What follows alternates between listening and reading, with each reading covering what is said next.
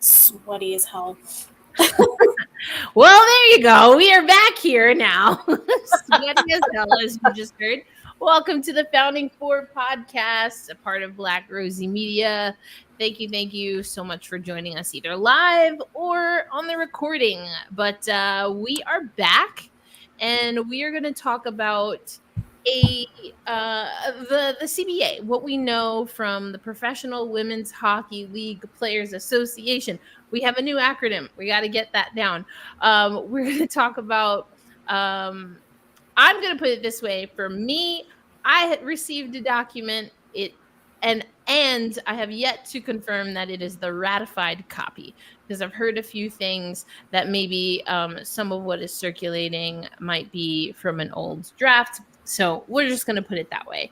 But again, there's a lot of information going around. Yes. So I thought, and some of what's in the CBA has been reported, but again, I am happy to chat about the document that I have received, and in the event that it is the ratified copy, what this could mean for women's hockey, how we place it into context with other collective bargaining agreements that are out there. The WNBA has had a CBA for a while. The NWSL just had their CBA. And actually, that's kind of been a part of the marketing, at least for one of the representatives of some national team players for the United States and Canada, is being like all of these other women's leagues and how long it took them to ratify a CBA, and how this new league has a CBA before it's even dropped the puck, which I think is interesting on a few different levels. But Angelica, that's what we have going on. Hey, Chanel, we see you. What's up, Chanel? See you. Okay, why don't we get started with just some of your initial thoughts of from what you've seen and what you've heard regarding the CBA? I mean, I have a copy of the document as well. I have yet to determine as well whether it is the ratified document.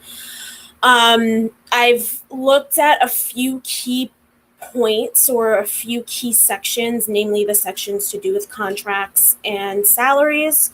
And it's interesting. Definitely some questions related to, I mean, the biggest question that I had was whether or not, contracts would be guaranteed after a specific point, or if they would be guaranteed all the way through. And there was some interesting language surrounding that.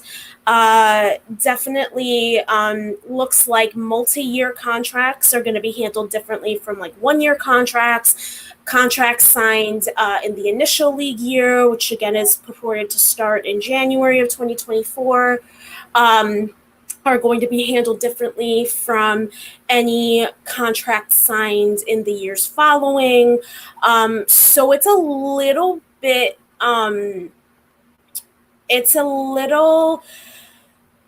hard to kind of wrap your head around if you're not used to looking at that kind of language. For sure, I think it's definitely, especially, I mean, if you like, it's just a lot of it is kind of it's complicated. It's a lot more complicated than some other CBAs that I've taken a look at, a little bit more complicated than from what I've looked at, and I've compared it to the WNBA contract, as we mentioned, that was ratified in 2020. The NWSL contract was ratified just last year, 2022. And the language in the PWHL CBA, and for context, again, I don't know that the PWHL is going to be like the ultimate name of the league. That is the working name. That is the name that we will be referring it to it as, just for simplicity's sake, to make it easy. But the PWHL CBA is very similar in language to the NWSL, which I believe is because, according to a source that I know, the same law firm worked on both documents. So there is some similarities, but it definitely reads as kind of like a first, like what I have, it definitely reads as like kind of like a first go around of, okay, these are the most important things. These are the things that we think are the most important for this league going into it. My My concern is that it is an 8-year CBA, which I believe is the longest of Yeah, any it's pretty long. CBA that we've seen. I don't know the WNBAs off the top of my head, but I definitely know that the CBA for the NWSL is only 4 years, 2022 to 2026. Yeah, and just a point right there. I'm forgetting exactly how long the WNBA CBA is. That being said, there is an opt-out date that is ahead of the expiration of the contract, and that from the document that I've reviewed is not a part of this. So I just wanted to put that place that in context. So I want to say the WNBA CBA is anywhere from 4 to 6 years, or maybe Mm-hmm. split the difference somewhere around there, but Yeah. there is an opt-out date. Right. So anyway, just No, it's okay. And then even I did find one between U.S. Soccer and the Women's National Team Players Association as well, which is also 6 years. yeah, So, the length of time, I feel like, as Greyhound 412 just put up, 8 years is pretty crazy long. A yeah. league can be formed and dissolved in that time. Ooh, too soon, too Yeah, soon. yeah, still fresh, still fresh. Oh, You're not wrong. You're not wrong, and that's a very true concept. Also, even if we're not talking about the leagues that themselves, the game and the sport and the landscape change drastically, from year to year sometimes. I think that we've seen it from the opening days of the then NWHL in 2015 right. to what we saw in here in 2023. The landscape changed dramatically in that time. And I feel like if we have a CBA that lasts that long without anything in place, and again, I haven't looked at the whole thing, so I do want to, provide that caveat that I don't know if there's a similar opt out in the PWHL. I don't believe there is. But if this is a binding agreement for 8 years, it could end up being outdated, even within the next 5. So that is really my biggest concern with it, for sure. Yeah, I mean, and again, we're just operating on that we cannot 100% confirm that this is the copy that has been signed, just for those who maybe didn't catch our caveat from earlier. That being said, from my reporting, what I can tell you is there are a lot of things that are still up in the air, the name of the league included, which Yes. yeah, I'll stop there.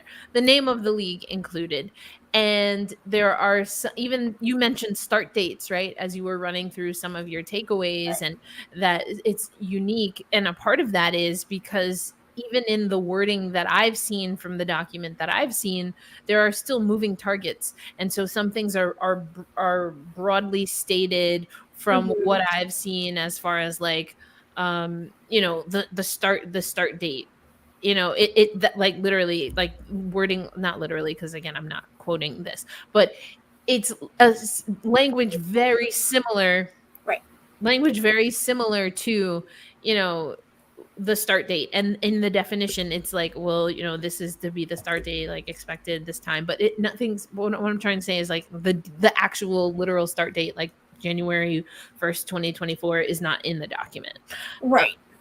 And the even that in and of itself, a lot of things in that instance can be taken up for interpretation, but also, even the name of the league. If the name of the league changes and the name of the players association in turn changes, what happens to the document itself? Again, I'm not a contract lawyer, I'm not any kind of labor lawyer, but Right. again, that's something you need to think about. Right. And yeah, I do not recall seeing that kind of language. It stands to reason that they would be able to amend that, but Right. then those are other things, right? Mhm. From what I remember of the document that I reviewed, there are ways that, or like, kind of open clauses or statements that refer to, this can be done by the league. Again, the document I've read has been using PWHL. Thank you. PWHL to refer to the league, and then PWHLPA to refer to the union. Same. And so the document that I reviewed would say things like, this is full discretion of the PWHL, but in concert with the PWHPA, like, or things that are, again, really open, like, this is what we're saying now, but this is how we can change it. And so Yeah.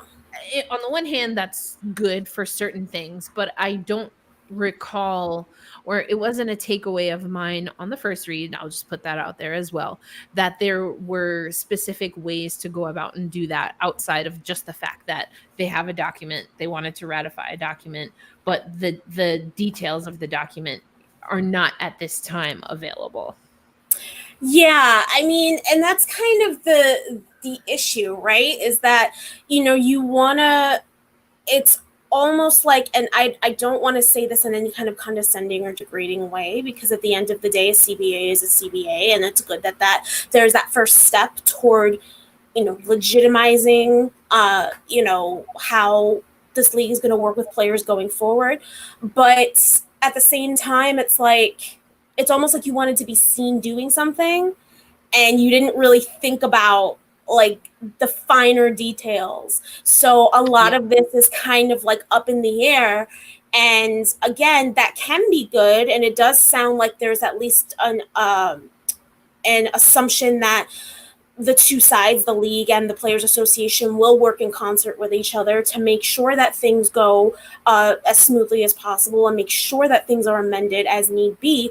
But at the same time, it can be left up to interpretation, and interpretation can lead to some bad faith arguments and bad faith dealings. And it's a slope that you don't necessarily want to go down, essentially.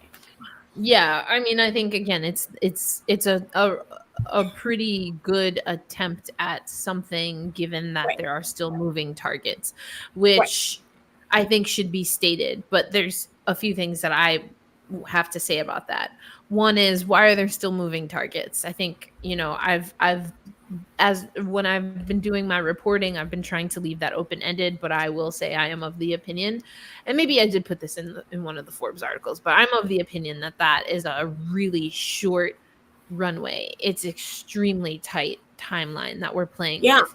And again, some of those are just like, oh yeah, well, we'll have whatever our draft or selection processes happen in November. Okay, cool, I guess, but I don't know. Like, how realistic is that given what we know right now? And again, that's what we know. What is public? I would assume there are plenty of things going on. Anyway, I mean, again, I'm very anxious. This timeline has me very anxious, Hermana. I mean, it's not unwarranted. I mean, it's July now. We're already in mid-July. You're giving yourself what? 5.5 months, not even, to get all of this taken care of. And again, we mentioned this in the last live stream, but you're really not letting yourself breathe, and you're really not giving yourself a great start if you are essentially, burning everything to the ground and starting over with whatever's left, or what our foundation is left, Right. It just doesn't make sense. And again, with the news that I know Ian has been talking about this, Dan Rice had Ivo Mosek, on, around the rink on Twitter Spaces. So, we're hearing that staff wasn't retained. And when I spoke to Stan Kasten, I asked him about, even front office staff, because I was under the impression that there would be some kind of, I was specifically talking to and about Jana Hefford, and to and about Reagan Carey, and what their roles could potentially be. So I can't report that I heard that, team staff was not overwhelmingly, but there was good chance, I guess is how it was reported, to some effect, that those staff would be kept. And now that doesn't seem to have been the case. I think, and these are the questions that I was asking Stan, is if you have this short runway, 5.5 months, right? Mm-hmm. And you've already purchased these assets from the PHF. Mm-hmm. it would stand to reason that you use some of the infrastructure that's already been laid, especially given the timeline. Like that seems logical to me. And Right. it doesn't seem as though that's going to be the case. No. That and I mean, this is just kind of like par for the course with women's hockey. I feel like, it's just anytime you think that the logical, and I hate to say that this way because at the end of the day, again, who suffers but the players, but it almost seems like whatever the logical decision is, they decide to do the exact opposite for whatever reason, pride, thinking they can do it better, whatever the case may be. Yeah. It just doesn't make sense to me because it's just like, again, you're trying to do things better. And you best believe that I'm going to hold you to a higher standard if you are purporting to try and doing things better. And if it's not better, you're going to have to, what are we talking about? And see, that to me is what I find interesting when it comes to the conversations and what the document had to focus on or had to say regarding salary, because there are a lot of little clauses and caveats in here that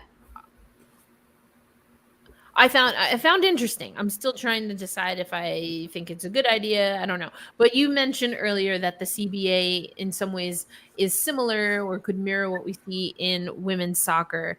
And what we do know is that the women's soccer model in the United States has been one where at times there was a close tie to the U.S. Soccer Federation, and I believe even the Canadian federation at one point. Right. And so things like FIFA windows, FIFA, of course, being Football Association, Right. we go with IIHF and hockey, but, working in those national team breaks and timelines is something that they do. But another thing that meant is that allocation of those national team players was something that, well, I guess this is pre-CBA technically, but they really did a lot of thinking regarding that. And so when we think about player minimums, player max, we've talked about this even with the salary cap for the PHF. What I found interesting in the document that I reviewed is that they do something that's a little more similar to what the WNBA does. And there's almost, they don't call it tiers, and they're very more broad strokes than the WNBA, but the WNBA has what a rookie contract is. Right. WNBA has what a veteran minimum salary is, what a veteran maximum salary. Very precise. I noticed that, and that's again why the CBA for the W is 350 pages because 350 pages. Everything is so clearly delineated. It's a good read. You should check it out. But we have minimum amounts of. There's a cap. Let me make sure I'm saying this right. Okay, there's a maximum amount of players that can receive the minimum salary. Yes. And then there's a minimum amount of players that can reach the maximum. Yeah, I believe it's no fewer than 6 can make 80,000 or more. I don't know the maximum of the min salary off the top of my head. 9 from the document I reviewed. Yeah, we have not officially proven is the ratified. But if we go off of the 23 player roster, that's 15 players already. So then you have 8 players who are kind of anywhere in between. So, and again, it kind of goes like, okay, those multi-year salaries or those multi-year contracts, I should say, are guaranteed for at least the first year.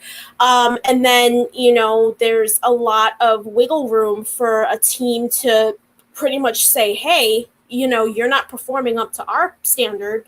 We're going to kick you off and send you through the waiver wire, which I believe is an option. Again, I didn't see, I wasn't able to look very far into that article. So I don't know exactly what the guidelines for that are, but, What I do like is that they do talk about severance pay. I believe it's like 4 weeks base pay, um, as well um, as I believe up to 4 weeks of. Don't quote me, but it's a set period of benefits, a set period of weeks. I believe it's 4 weeks of benefits. And then, obviously Cobra can kick in if you're in the US, if you're in Canada, whatever the, um, equivalent of that would be in Canada. So I do like that. I do like that we at least have an idea that, there is going to be some level of compensation for players who Yep. are not going to be on a PWHL team any longer. However, again, I mean, what constitutes, what are the guidelines, what are the criteria for kicking somebody off when it comes to on-ice performance? Yeah.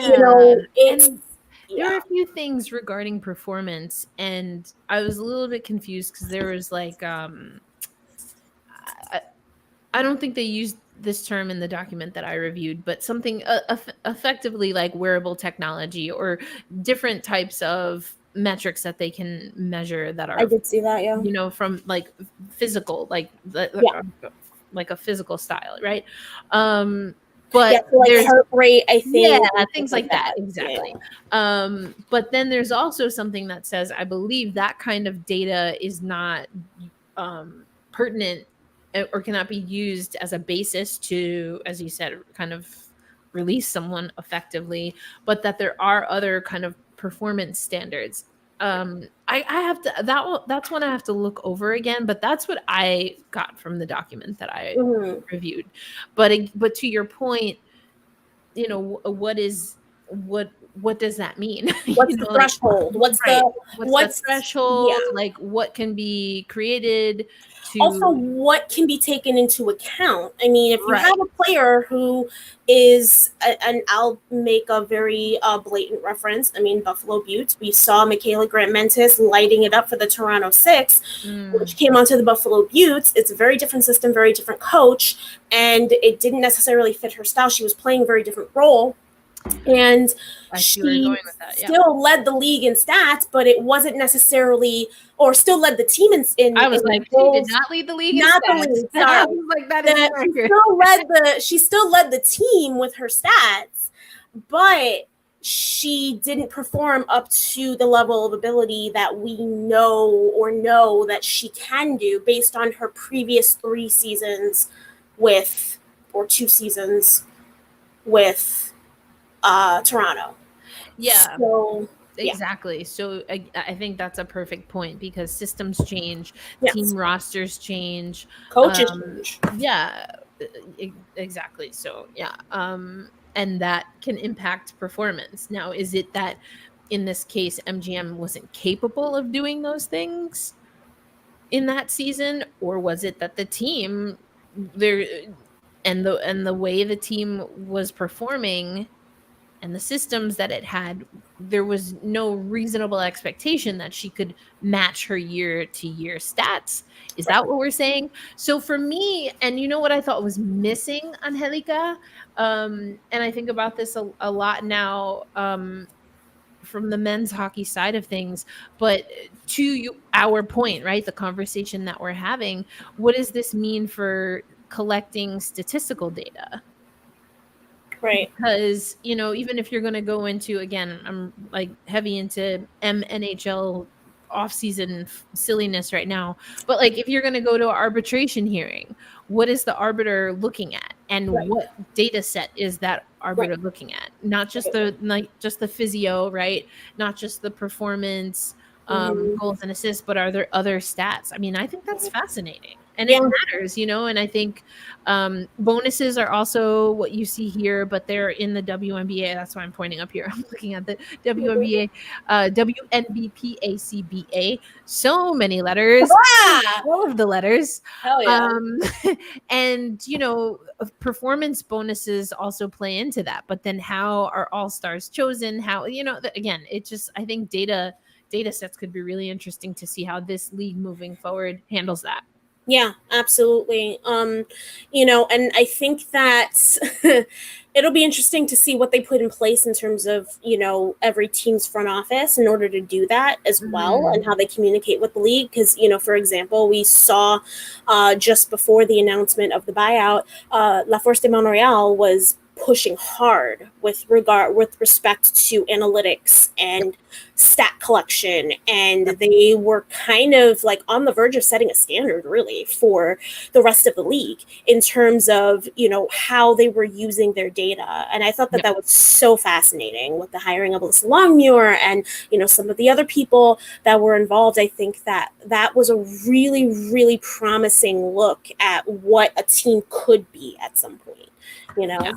Yeah, for sure. I mean, and then that brings me to like all other conversations, but quite honestly, some of those, even thinking of like we're seeing more coaches challenges in sports, including the WNBA is doing something like that. But I think that will be more governed by like I guess not bylaws, but like I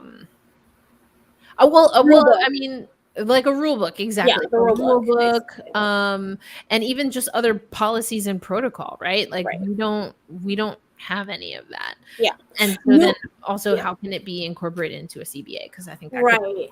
You also mentioned like the ties between the NWSL and FIFA and US Soccer Federation and stuff like that. It'll be really interesting to see how USA Hockey and Hockey Canada fit into this, as well as the IHF for international players. I wouldn't be surprised if they use a rule book similar to the IHF, because that's what the IHF did. Yeah. I can see them kind of governed by those same guidelines. I think that would probably be, I don't want to say fairest, but potentially, especially if they are going to be bringing in a lot of players from overseas, or they're planning on bringing in players from overseas, to kind of have that common governing body would be interesting. Yeah. But yeah, I mean, I just feel like, again, with the documents that are flying around, knowing that they're not really, we can't verify if they have been the ratified document or not. A lot of things, it's almost like a wait and see type of thing. Exactly. A lot of the language that I've read so far. Yeah, I agree there. So there's a few things that I found interesting, especially as someone who covers the WNBA and remembers when the WNBPA CBA came out. And one of them was like the min-max, not just like rookie contracts, but then also veteran minimums, veteran maximums, as opposed to, we talked about for the document that we reviewed, it's a little bit different. It's like a maximum amount who can get the minimum and a minimum amount who can get the max. Anyway, another thing, and this is part of the reason why I really started fishing for a copy of the CBA, was regarding travel. And things that I read were interesting, including, and actually Tosh Cloud talked about this. She was talking about Ariel Atkins, and she was telling a story about when she entered the league. And she's like, oh, I got to know Ariel really well her rookie year, because that was before we got, or I think what she said was that was back when we had to share rooms.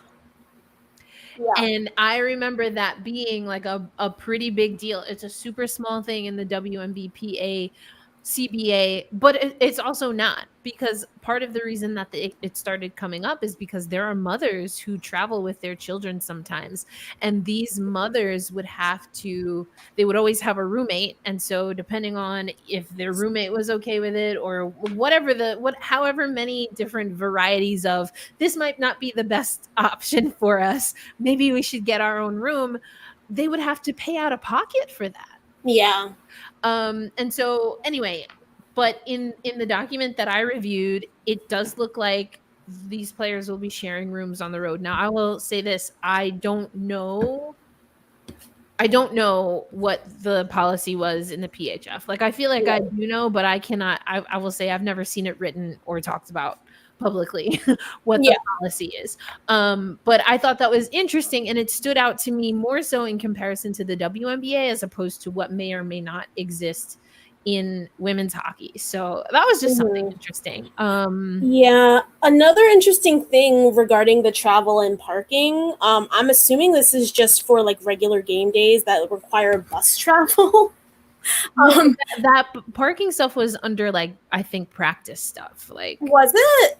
I'm pretty Let me sure. see. I'm gonna look, but either way, because there was a line saying for team bus travel, players will not be required to have their equipment in their laps and seats. And I personally don't know that that's ever been a thing. I could be wrong, but it was just a really interesting thing to kind of specify and spell out in the CBA, because I was under the impression that like everything was stashed under the bus anyway, but Yeah. I mean, I could also imagine that there's a women's hockey world that did exist where the amount of space you would need to comfortably sit athletes and store their bags away from them is more than if you didn't consider that, and True. maybe you go with the smaller budget. Like that could be something that happened. I'm not saying it is. I mean, it could be something that happened. I can see it, like, again, in the 2015, 2016, 2017. Maybe not so much 2021, 2022, 2023, but we don't know. We don't know. We can't. You're right. We don't know. So another thing is, and it kind of alludes to this question that we have in here. Here's a more fun question for the both of you. If you were to create a league, which 8 cities in North America do you want to place it in if you have deep pockets? Well, first of all, I want to mention that because there is something regarding travel, and it looks like this league that is not officially named is going to do a lot of bus travel. Yes. So with that little nugget, how would you answer this question? And what 8 cities would you want to see that is busable within 6 hours or less? I mean, I think that the 7 cities that the PHF had spaces or had teams in were, perfectly fine, with the exception of potentially Minnesota. I know Minnesota's always been the outlier. Yeah. But if I'm being legit, if I'm being honest, I don't think that you can overlook hubs like Boston and the Twin Cities. I think that just by virtue of the pools that are there, the talent pools that are there, the fact that, again, for the last couple of Olympic cycles, at least, the team has been centralized in Boston. For the United States, I don't think you can overlook that. Same with Toronto and Montreal. Yeah.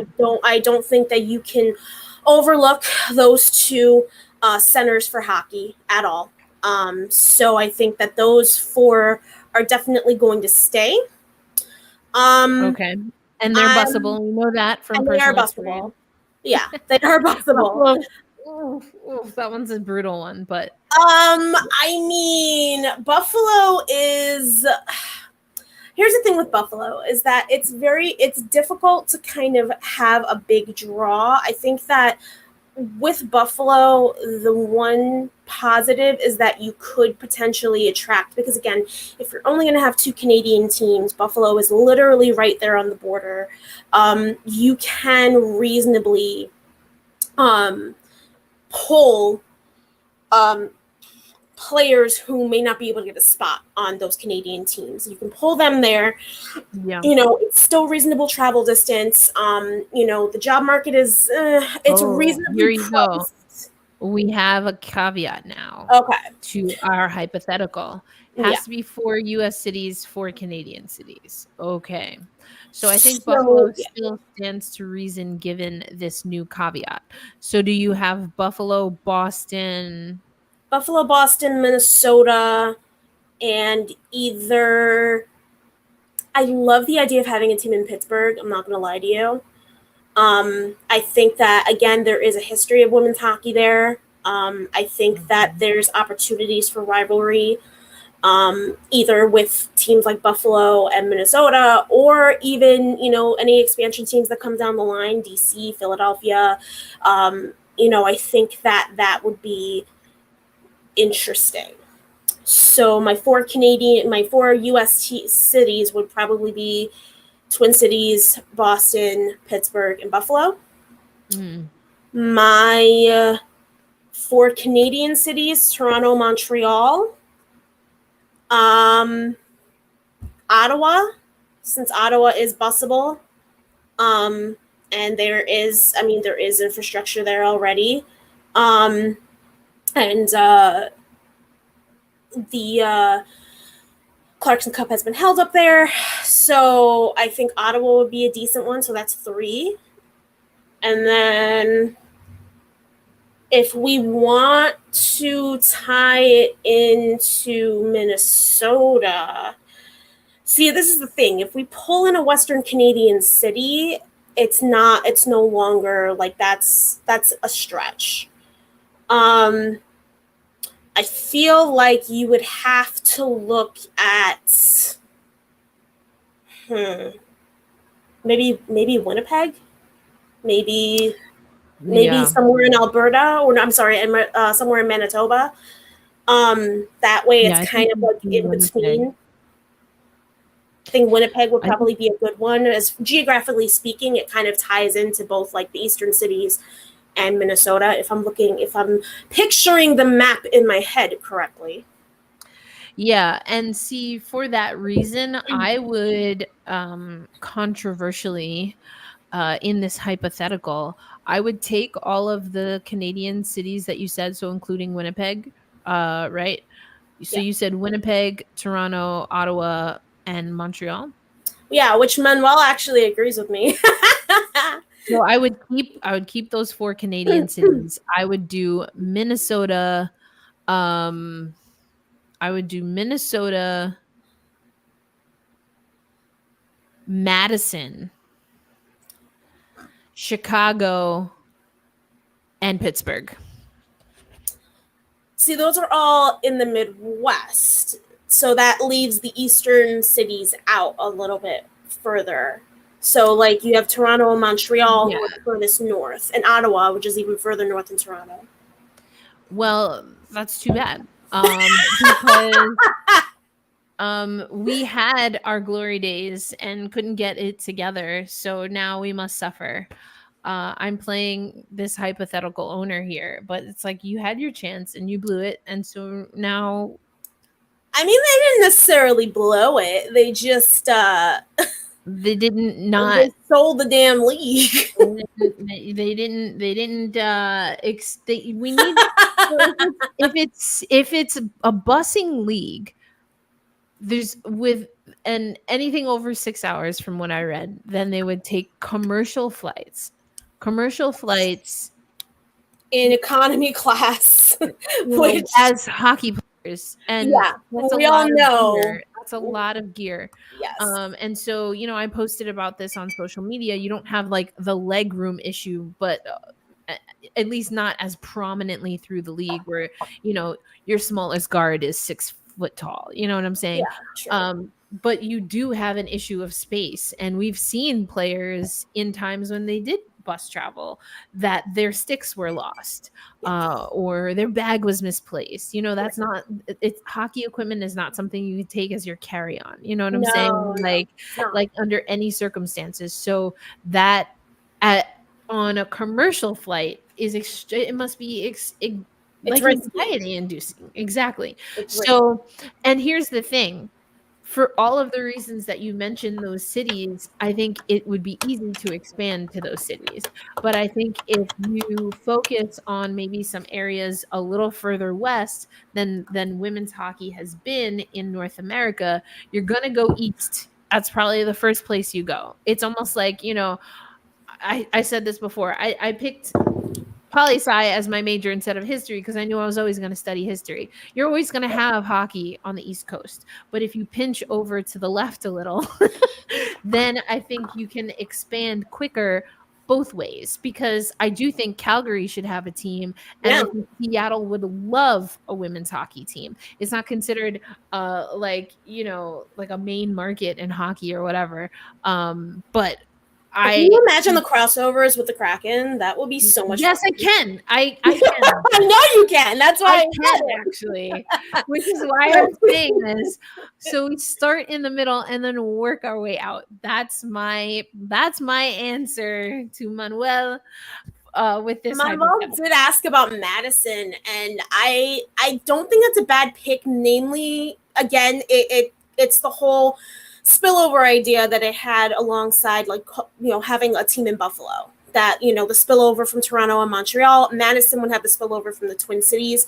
It is also a hockey hotbed. Wisconsin, the Badgers are right there. Yeah.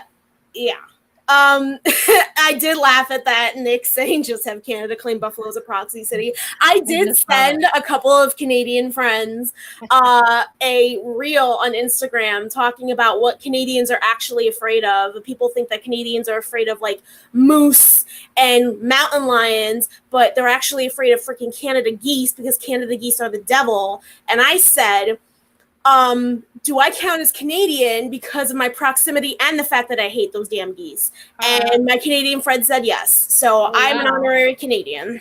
There you go. Okay, here's another good question. You've picked some great cities, but what rinks are they playing in? Oh, okay. This is an easy, super easy answer since I'm waving my magic wand already. The PWHL will create its own rinks. We will petition the city council and the governor, and they will approve a taxpayer loophole for us, and taxpayers in these cities will. Okay, no, obviously that's not happening.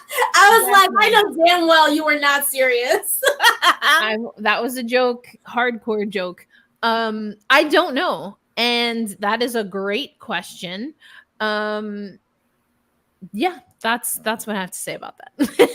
I mean, I truly don't know. I think it was a fun exercise, but yes, we know that the standards of professionalism is what this whole movement towards this league has been all about. Right. But we don't see in the document anything that really fleshes out what those standards are. Not yet, at least. Right. As far as rinks go, anyway. As far as ranks go, I mean, again, this is kind of getting into the specifics here, but I mean, the Canadian cities alone, I don't think it'll be hard to find ice. And as far as the Midwestern cities go, I for one know that the Twin Cities in Madison, Wisconsin, again, hockey hotbeds, there's going to be ice there.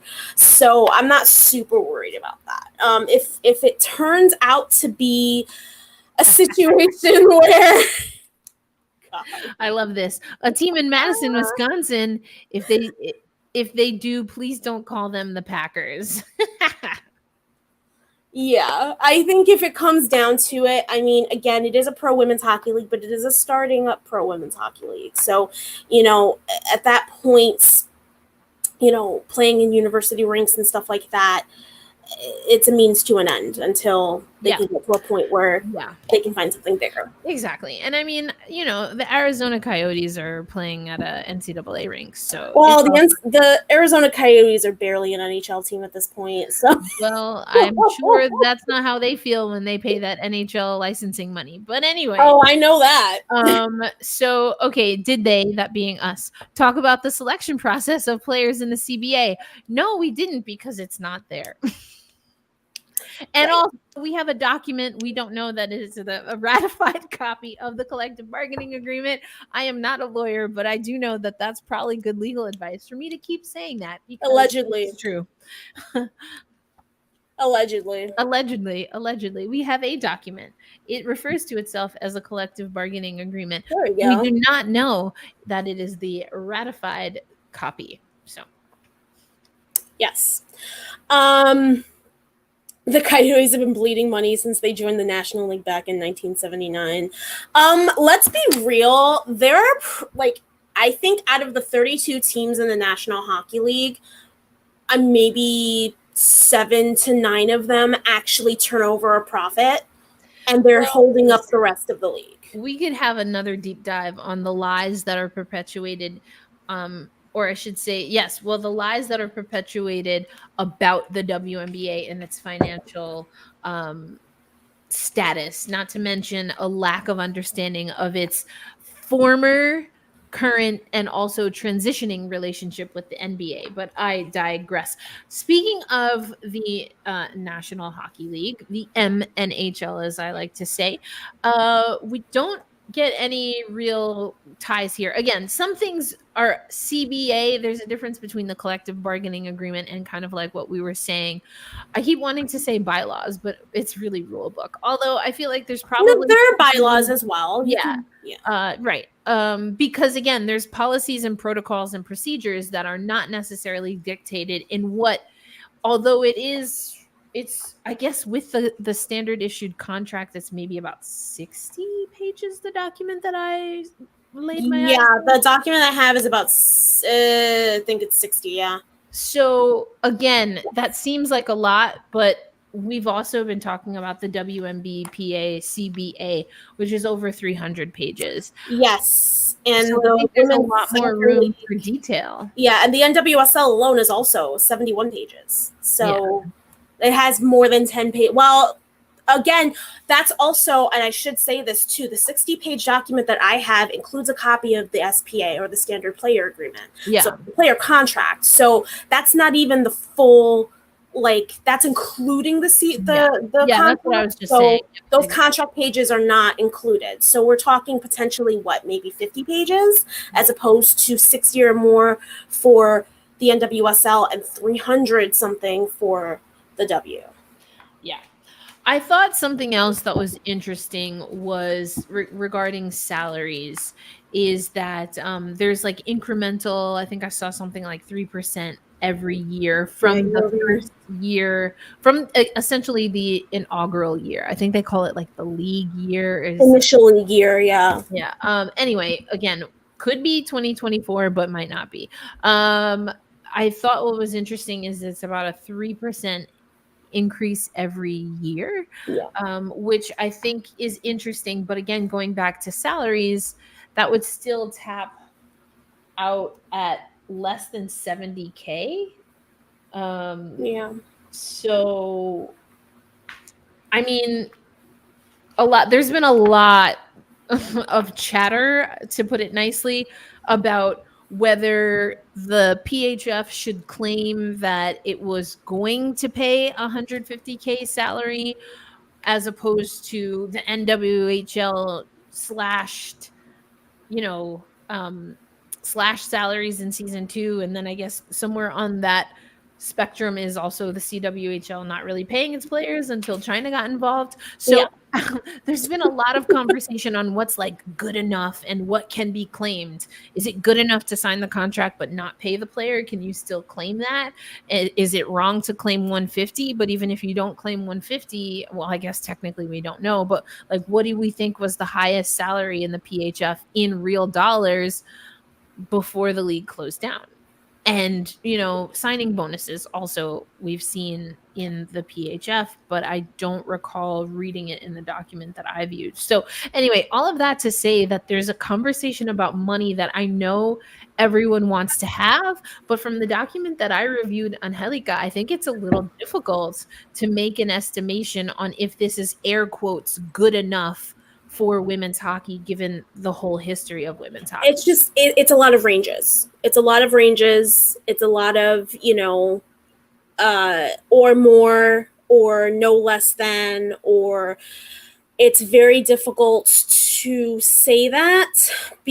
Again, because it's so fluid. It's very nebulous at this point. We're not really going to know until we start seeing signings. And not only that, but that's even if the salary disclosure becomes a thing, which again, I haven't been able to look at the SPA. I don't know if that's a thing, because we all saw that it wasn't a thing up until very recently in the PHF. So with that being said, we may have to go back to that very same fight that we just kind of won, with regard to players having the option to disclose salary. And again, it is the option. They are not required, but they do have the option to disclose their salary, which, interestingly, a lot of teams and players declined to do this year, up until the selling of the PHF. But again, the option is there. They're not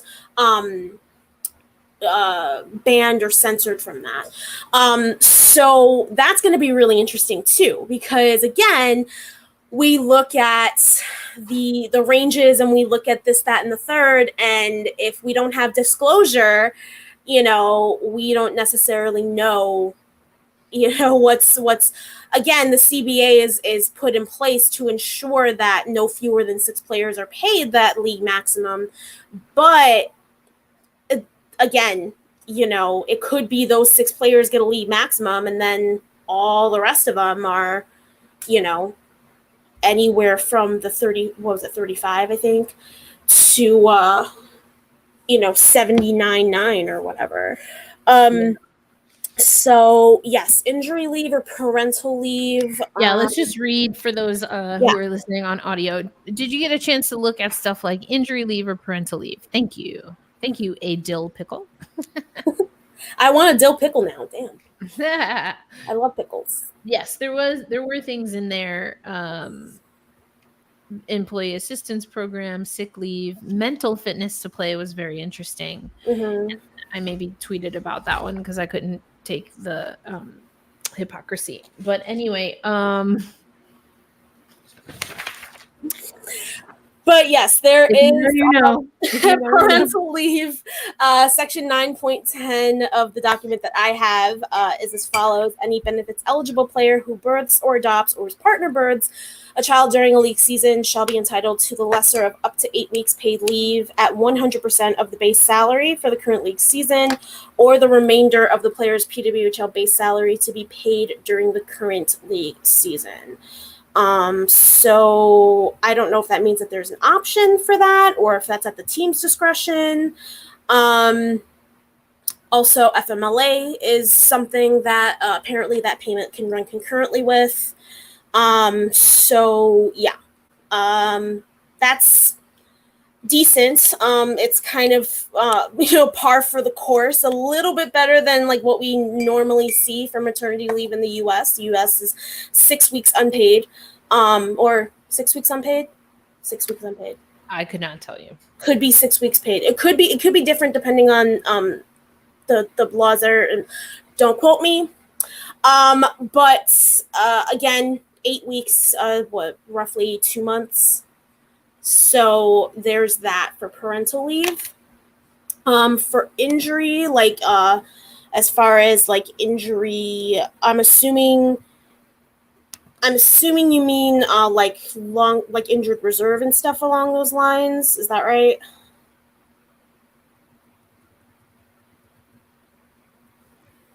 It's going to take a while, but yeah, I mean things like that and players and how they account to the salary cap, which is not specified. It's not. There's a lot of guidelines related to like how teams are. It's up to the team's discretion as how it gets handled, and disclosure of medical.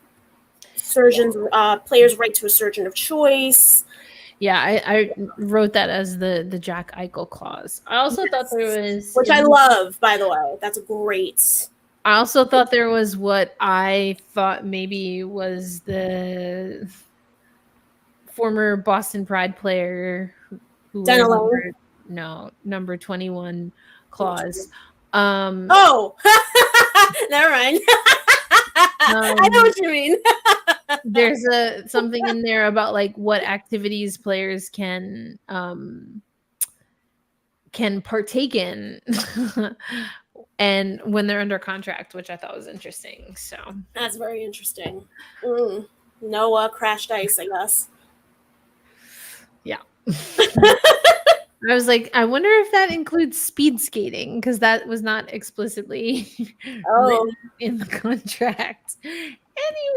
Anyway, let's see. What are some other things? I mean, it does talk about, and we do get some numbers here when it comes to what, except for international players, I don't think that was explicitly in dollar amounts, but how much players get for relocation, for how long, and some of that also includes like their stipend and for how long the stipend for housing it carries over. I remember again a WNBA story Tina Thompson was talking about, like she was ready to go, like her lease was about to be up, she had her bags packed, and then they ended up having to play another game. But that's a very real thing. Like Yeah. athletes in other pro leagues, like they leave immediately after the season is over. So I thought it was interesting to see some kind of bookends as to how long players are going to be at least under that salary or housing stipend. That was interesting. Also something interesting about short-term SPAs. So a lot of what we saw last season, especially with some teams like the Whitecaps, like the Yeah. Buttes, who had players either be released from their contracts or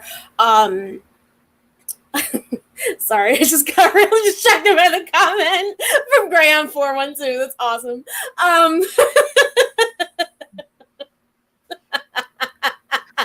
Oh my Oh, god. Brittany Williams. Maybeck. I love that. But we saw that a lot last year. Teams signing players, with a couple of weeks left in this. Well, not a couple. Well, yeah, kind of a couple of weeks left in the season. Before playoffs or just to finish out the end of the regular season due to injury or release of contract. So there was some talk about short-term SPAs and what those look like. I believe I think it was like 10-day SPAs or something like that.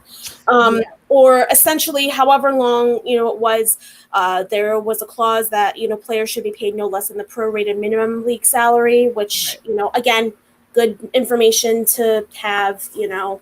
Obviously, players deserve to be compensated for their work. So, I have a feeling that if that were to happen, unfortunately, I don't know, but it was an interesting thing to have in there with short term. Yeah. Someone related, I guess, or something that you said made me think. Also, there's been talk of the reserve players. We had that in the NWHL as practice players. Then they went away. Then they like sneakily, secretly came back. I don't know. Very strange. But I could never get a straight answer from anyone in the league throughout its tenure. Like, what are these players paid? How does that work out? And so that is spelled out a little bit in the document that I reviewed regarding what those reserve players are entitled to. I will say the bylaws for last year's PHF season did have specifics as to how much each practice player is paid and how much PTOs were. So that is in there. If I'm assuming the site is still up, I know that the stores are not for the teams, but I know that the league site should still be up, and we should be able to see those bylaws still. So we have some reference. Yeah, I believe it was, I think like something like $50 a practice or $50 to $100 per practice. I can't remember off the top of my head. Yeah, and then things like per diem, so like money for players to have while they're traveling outside of the per diem doesn't calculate that the meals that are already paid for by the team. Like this is separate per diem. Mm-hmm. So that was interesting.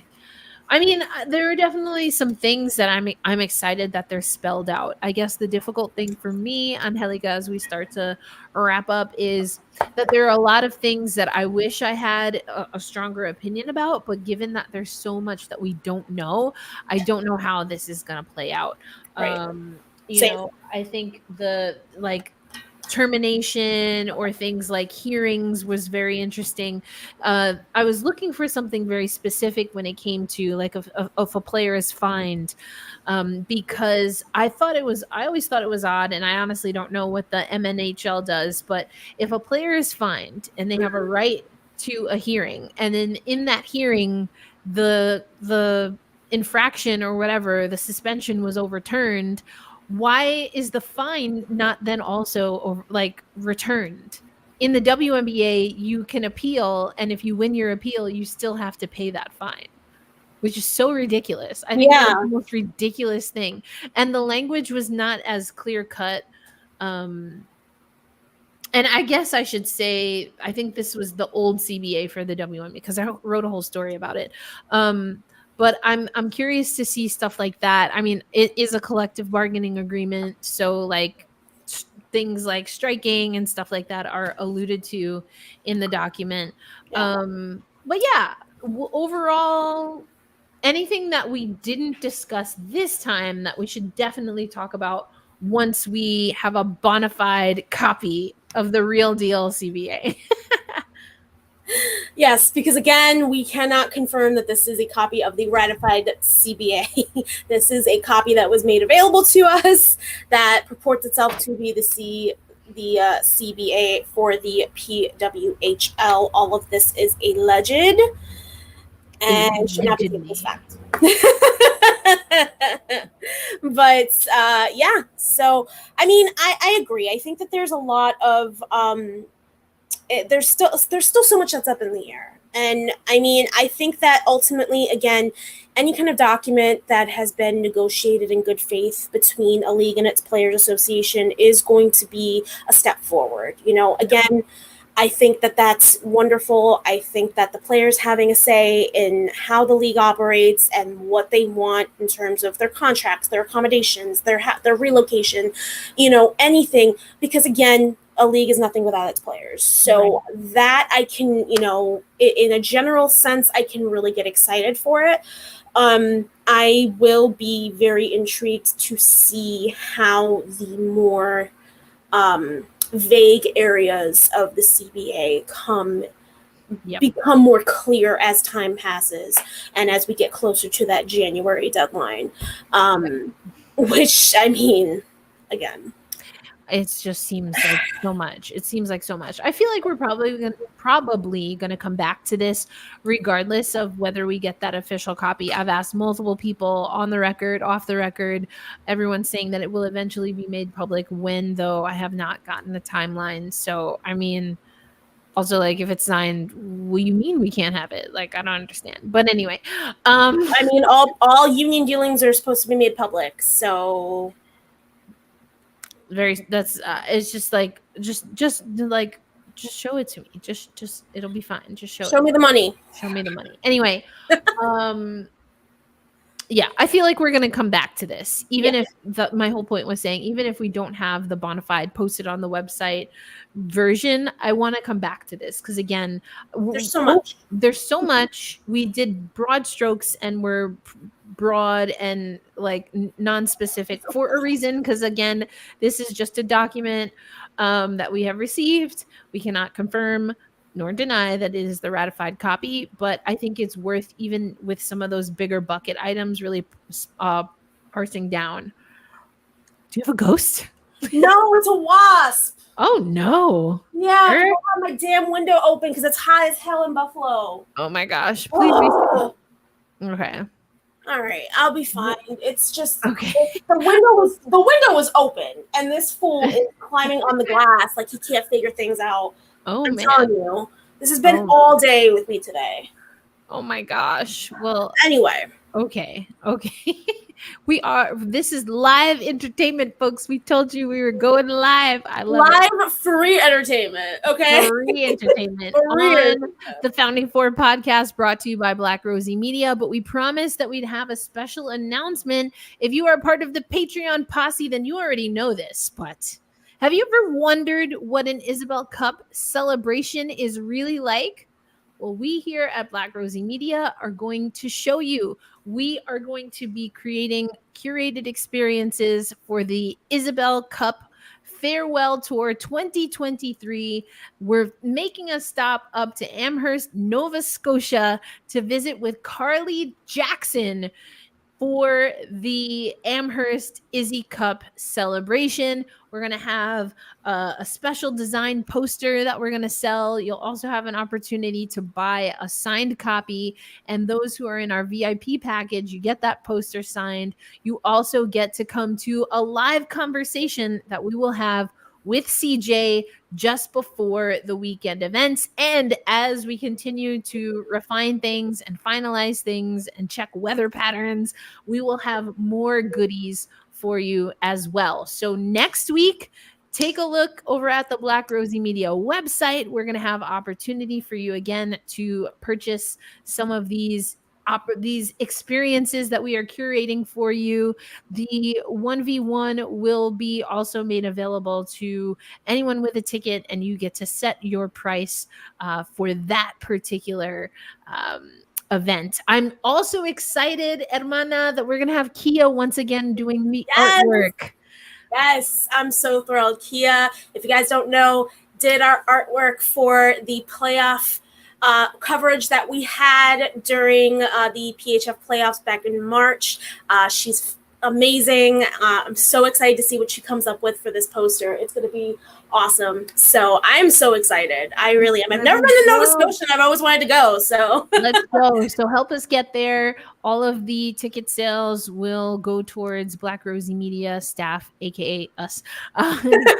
Yes. Going up and giving you some amazing content. We do have some other things planned, but I'm not going to give it all away once we get closer to the date. We're about a month out. This is going to be August 11th through 13th, that weekend. So circle it on the calendar, set the notifications.